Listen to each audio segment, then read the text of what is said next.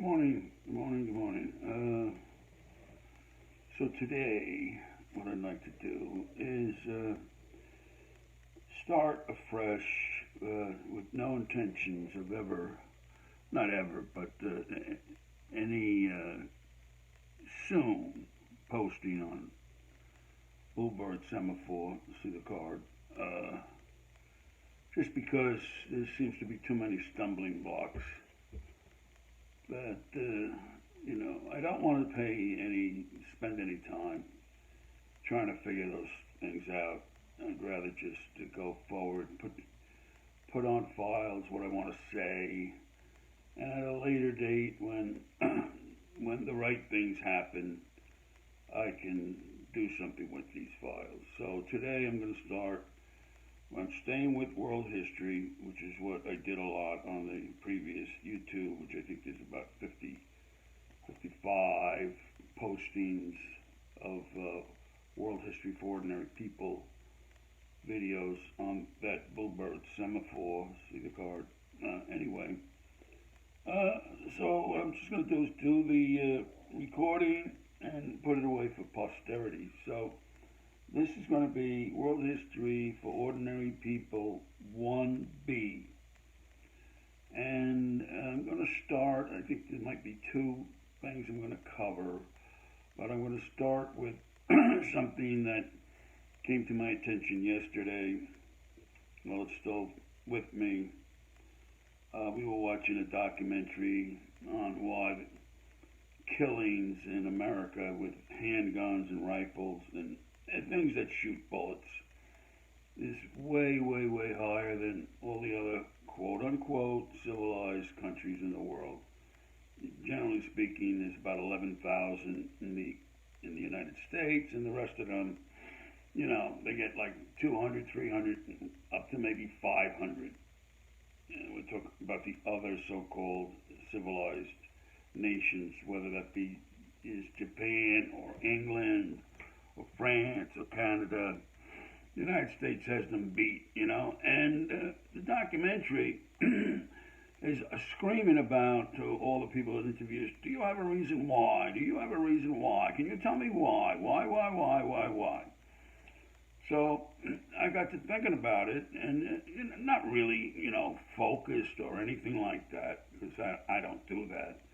But it popped into my head that the big difference is that, and this I have to find fault with the person who made the documentary, that either his history is a little weak or he didn't want to go this route and put the blame where the blame should be.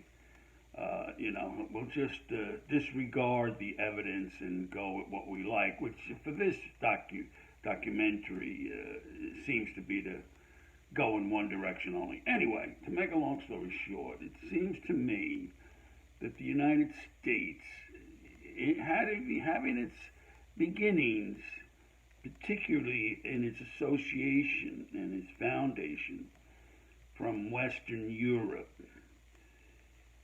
Western Europe was still a monarchy. Monarchies. They were monarchs, kings, and queens all over the place.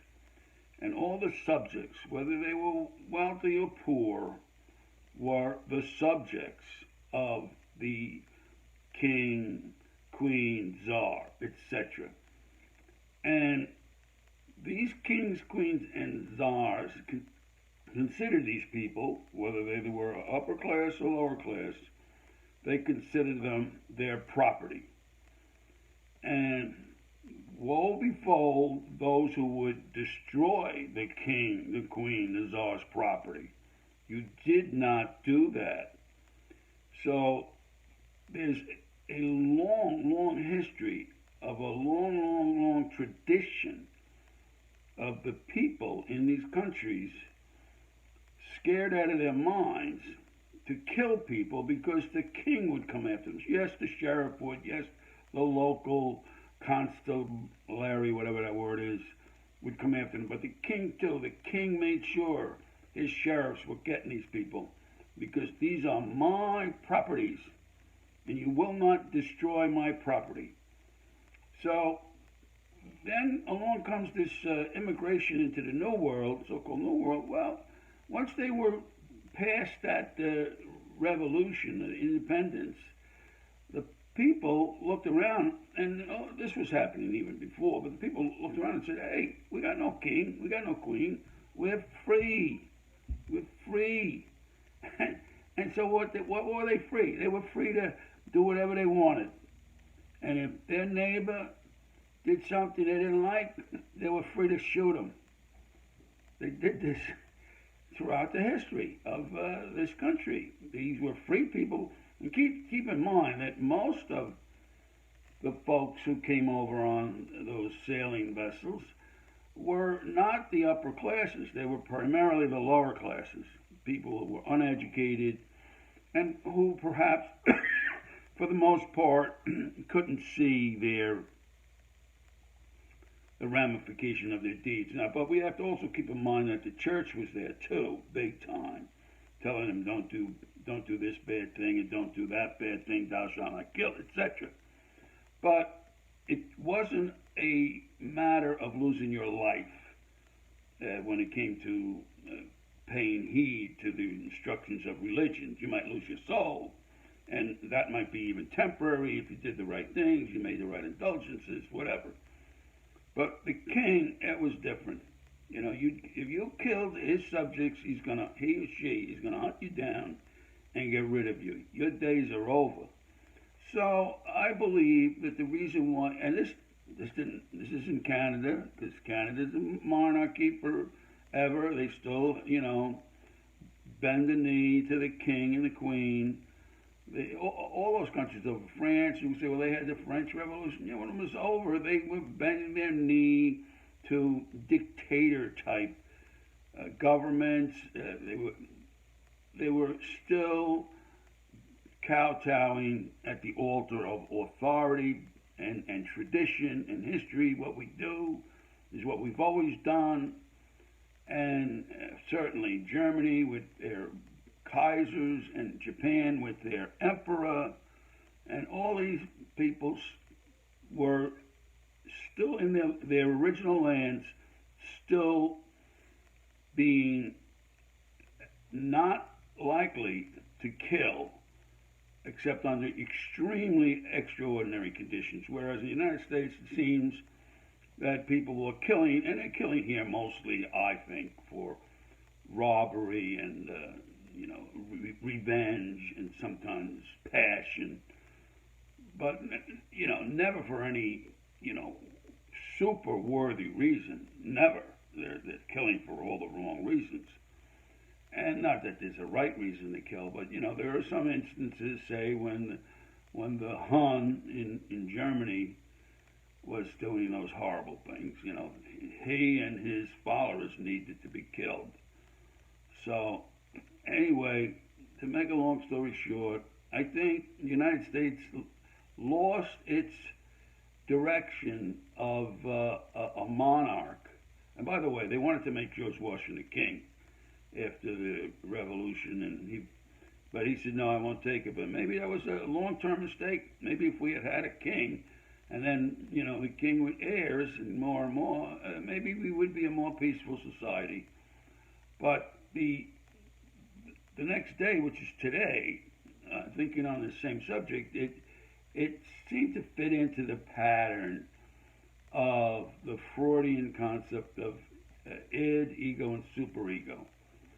And the id being the childlike, gimme, gimme, gimme, I want everything. The ego, a little bit of negotiation of what you can have, what you can't have. And the superego, mediating all of this, saying, this is, in training you since childhood, don't do this and don't do that. And that stays in your head, and you don't do these things. And so I'm thinking that in the world of the monarchs and so on, they had a bit of this superego thing going on, where they got instilled in their psychology, what like Freud, I believe is Freud, called the superego.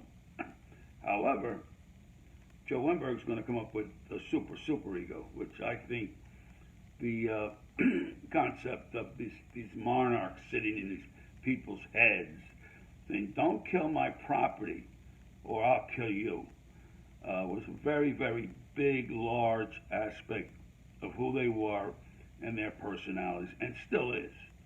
Still is.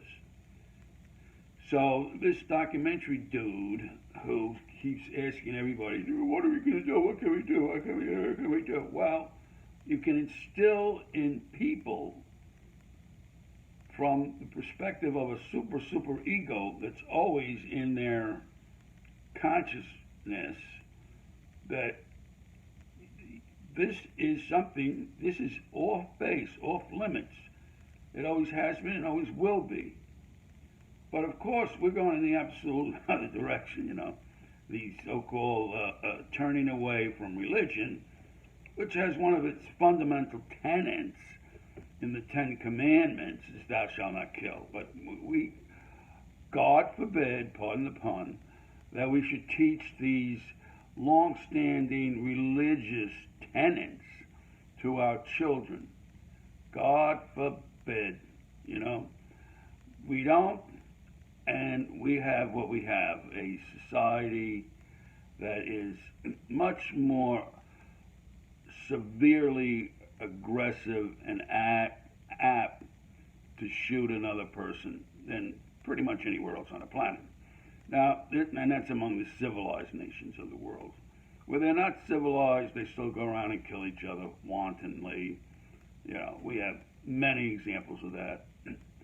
And probably that's all I want to say. But so that's my answer to the guy's questions. We don't have a super ego telling us not to kill the monarch's subjects who are the monarch's property. That's it. Property is the sacred cow throughout the world. And if you destroy it, you're going to pay to the property owner. So don't kill people. And that's all I'll say to that. The other thing is, and I brought it up, let me just point out a book or two that I wanted to point out. Well, first of all, if you're at all concerned, and this maybe doesn't have that much to do with history, but if you're all concerned about overindulgence in the recreation types of behavior that include alcohol, you might want to take a look at this book. This is John Barleycorn by Jack London. And he gives it a subtitle, or Alcoholic Memories. Jack London, Call It a While, To Build a Fire, and many other things, Sail Across the Pacific in a Sloop.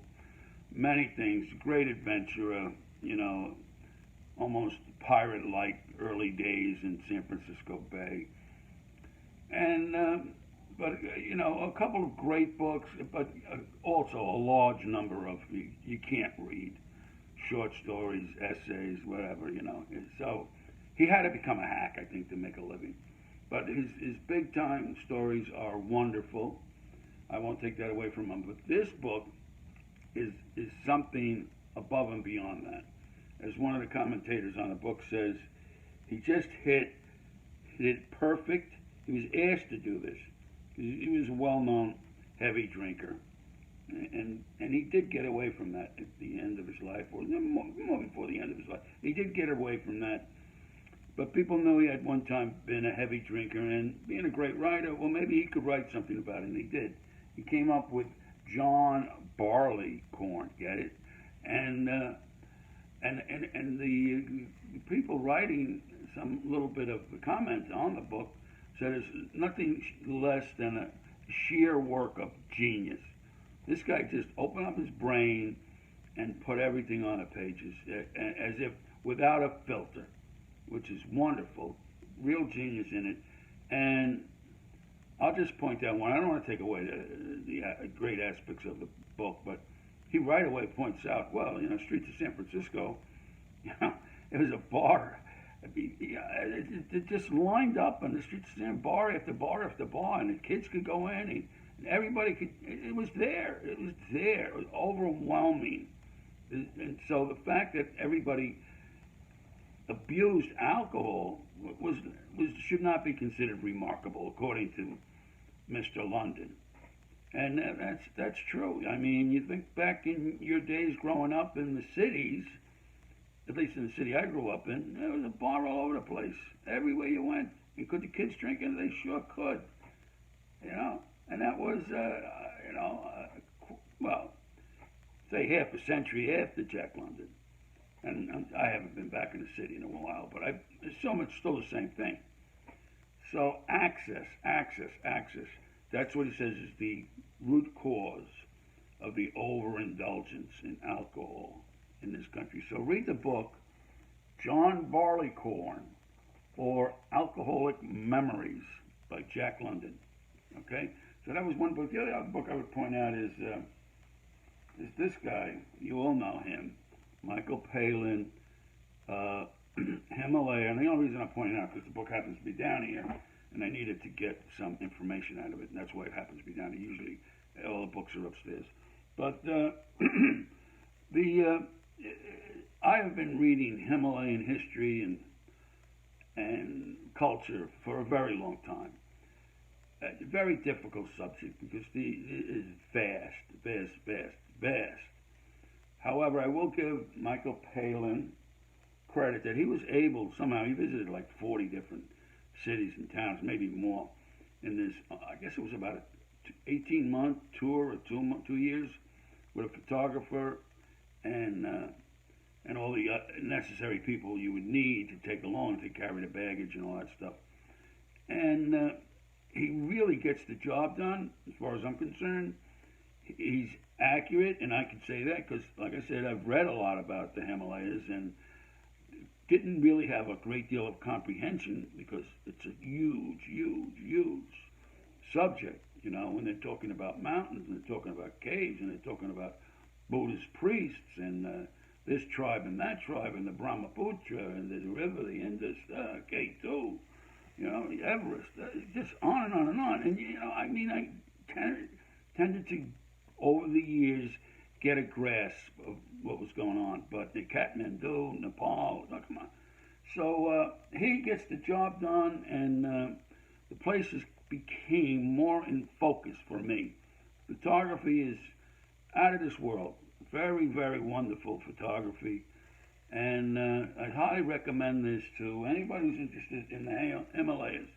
And that's the Himalayas from way in the west, coming out of Pakistan to way in the east, which you get down to Nagaland and western Burma and Burundi and Assam. I think Nagaland straddles all of that stuff. And great stuff. He brought to my attention a type of music that the Nagas use, and it's Nixie music, Nixi. And according to the book, that's like the oldest music that was put together as an ensemble. Oldest. So before that, if musicians were playing, they were playing one or two musicians, perhaps sitting around a fire, you know, beating a drum, maybe somebody blowing on a pipe. But the Nagas put together their version of an orchestra. And today, it seems that they are at least well known enough that you can find YouTube videos on them, and you can listen to their sound. Now, I mean, as a person with an ear for Western music, particularly classical, the music sounds very, very strange. Now, that's exactly what I was going after, because I do appreciate the strange sounding music that we get from the other cultures around the globe. But I have to say that this Nixie music is about as strange as it gets, and a little painful to listen to for more than 5 minutes. But still in all, it's wonderful. You see the expressions on the people's faces, and it's a mixed bag of people, old, monk-looking, new, contemporary-looking people, all put together playing their you can't picture it instruments, and a lot of stuff. I'll show you an instrument that is similar to the instruments you see there, although it's not. It's not, but because I'm looking at this right away and I see Egyptian hieroglyphics on it. But something like this, they'd be playing a lot of with a bow, one string.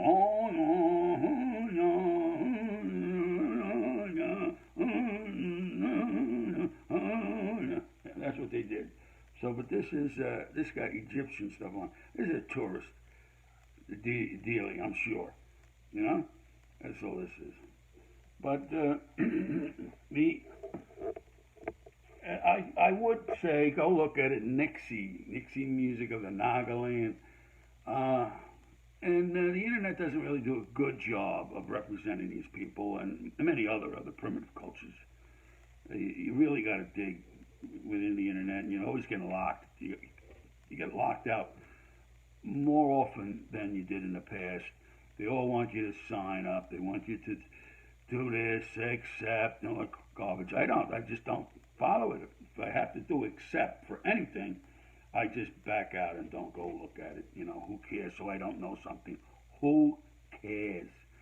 So that was the Nagaland, and that was that. But let's get back to the second topic I wanted to talk about today, and that was the reading, partially read, story about the Maine. And I told you in the previous thing I taped was the author's last name was Blow. He had a relative who was on the Maine, a lieutenant, maybe lieutenant commander or lieutenant JG, but he was on the Maine. And this book, this guy really he dug deep. He's got a lot of information that makes you believe that it's accurate. After they blew up the bay, after the Maine blew up in Havana Harbor, approximately 1898, the big controversy was, did it blow up because of an accident, or was it intentionally blown up by saboteurs? And I'm getting to a point. I haven't finished. I need to read a lot more, but I got to the point where, according to the evidence brought forward so far, it looks like it was blown up. And besides other instances of information brought up at the inquiry, and the inquiry started really quick, like a week after the incident.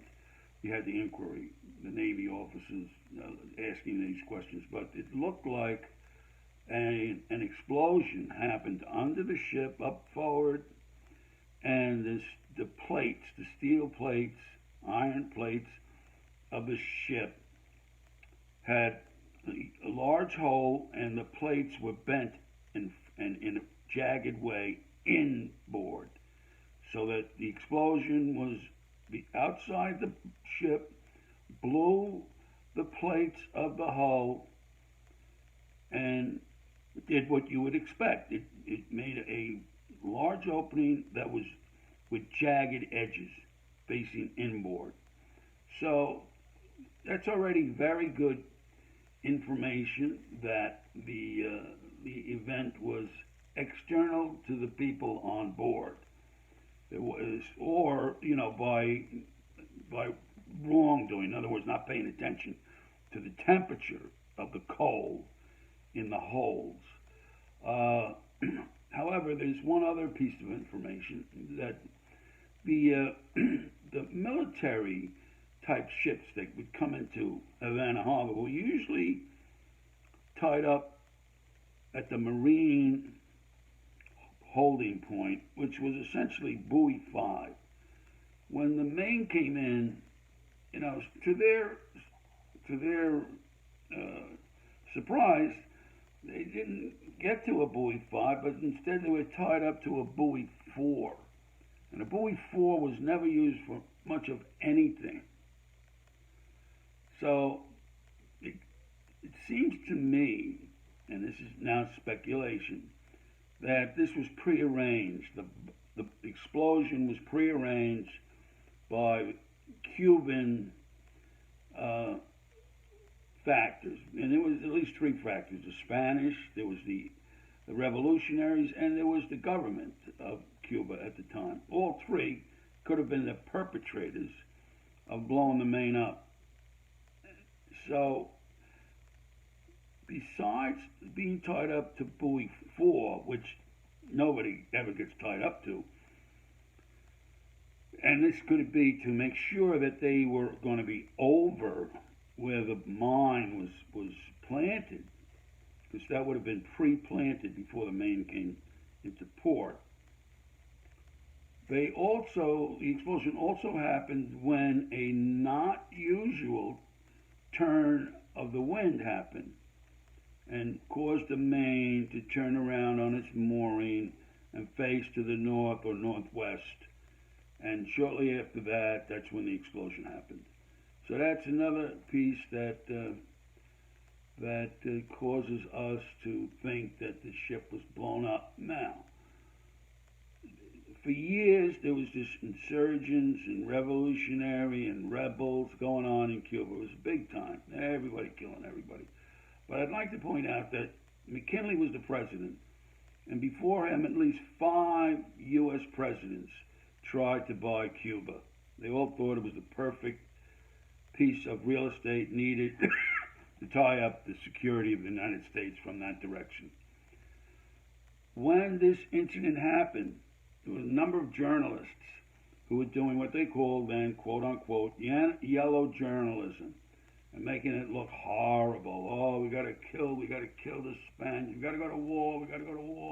Yellow journalism. So when these findings started to come out from the inquiry, they went. An influential congressman was brought to McKinley, president. I can't think of his name right now. Fairly, I think from maybe Indiana. And the president said this, that, and the other thing. I need, and McKinley had been saying no before this. He says, I need to get us prepared for war. The congressman knew exactly what he was talking about. Congressman or senator, but probably congressman. And McKinley wrote a blank piece of paper, $50 million. And he probably said something else, either for preparedness or for war. And he gave that to the congressman. Congress went back and they voted. I think the two houses voted, and there wasn't a single no vote. So it was unanimous. Yeah, we want the 50 million. Yeah, we want to get beefed up, ready to go to war. So, and those yellow journalists, their headlines, 50 billion for war, and this got the people crazy, and this is a part of what we have today, I think anyway, with these radical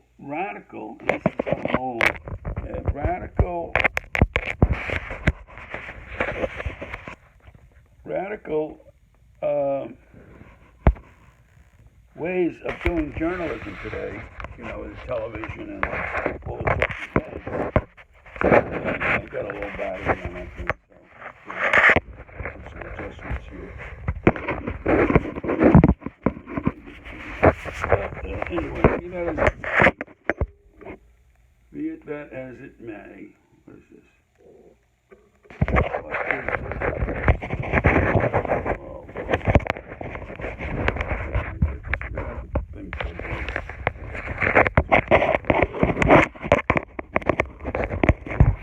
Okay, there we go. So, you could see me, right? That's great. The yellow journalism, the people who were on the fence, the people I'm talking about, the United States citizens and so on, who were on the fence up to this point, now all wanted blood. There was blood in the water now, and the sharks went into a feeding frenzy. And I haven't got to the point yet where we declared war, but history is history. We did declare war. There was the Spanish-American War, and simultaneously we sent, and I think it's a Rear Admiral Dewey into the Philippines, who I'm told was the right man for the job. That was a difficult job too. Uh, and I will have to say that behind this, there are a lot of influential people, the warmongers, including Teddy Roosevelt.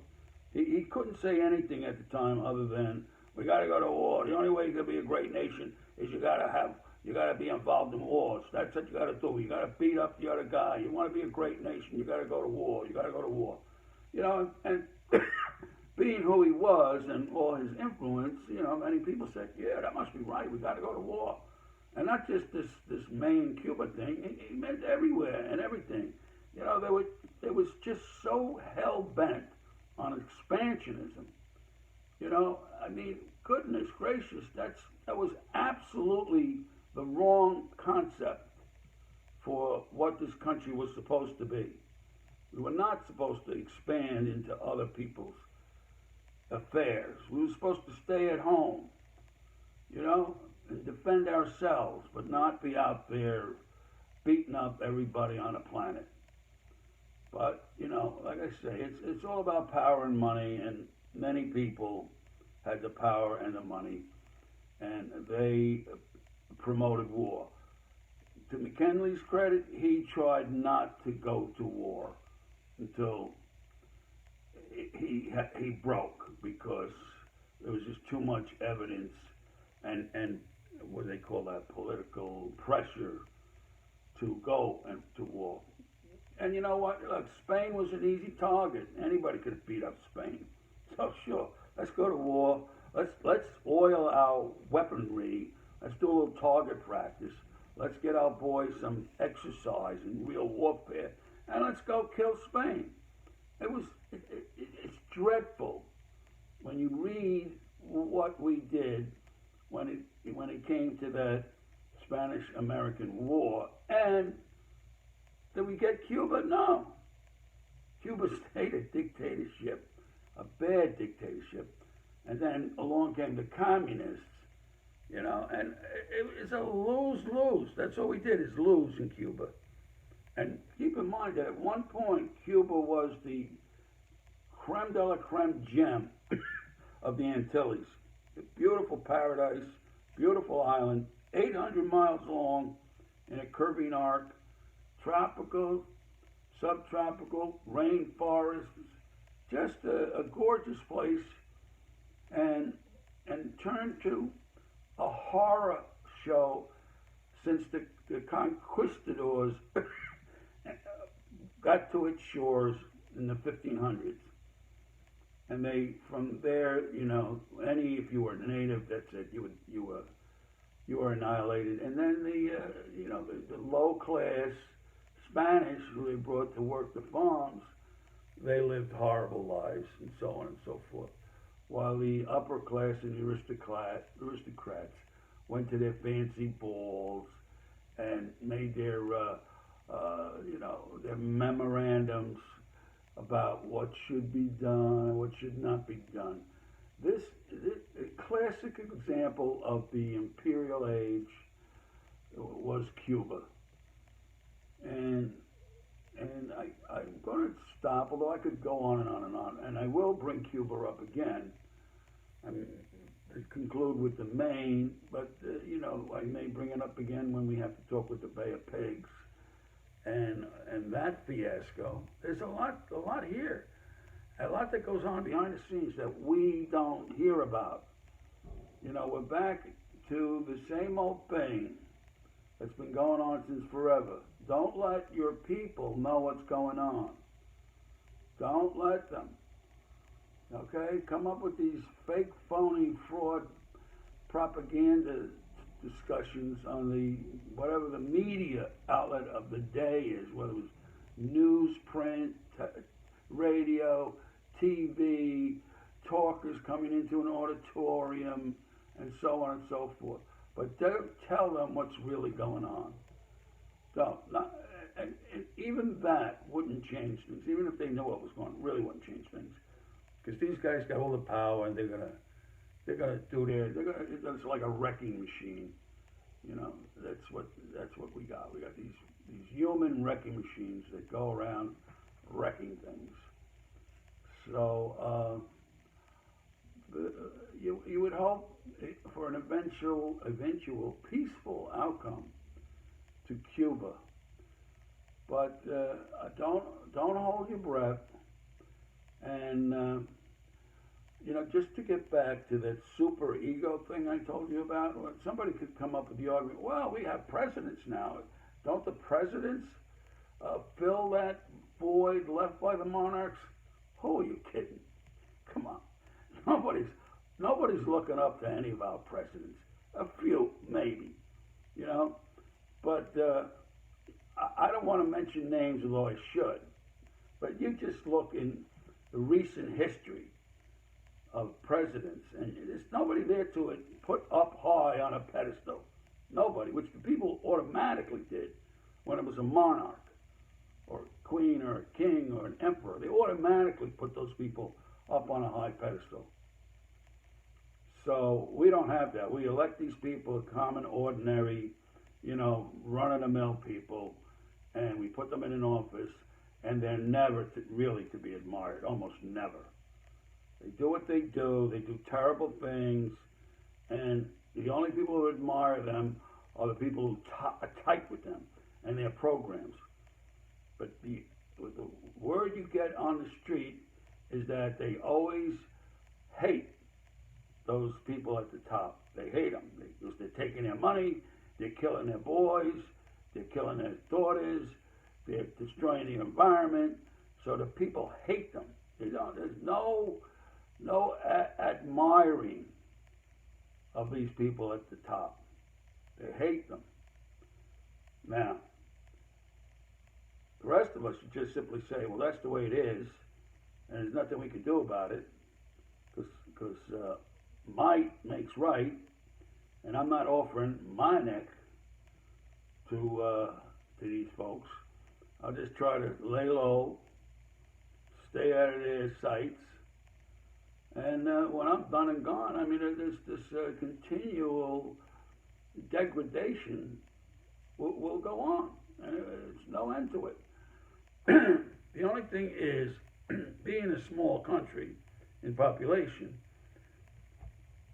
you have to make deals with the rest of the world. There's just no way around it. You're going to have to make deals. Otherwise, you're done. You're done. So you're going to make all these deals. You're going to break all your promises. You're going to become, all the worst things you ever dreamed of, and that will be the end of the story. So for World History 1B, I'm saying goodbye. Bye.